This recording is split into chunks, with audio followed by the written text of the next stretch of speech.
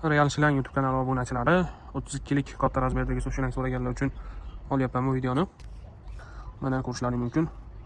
Suv turbaga solib qo'yganman, suv shilangda tushgan holati mana qisilib zo'r tushgan.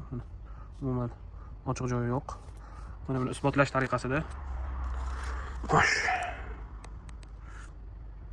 Mana isbotlash tariqasida razmerini ko'ringlar mana. Shu razmerdagi mana turbaga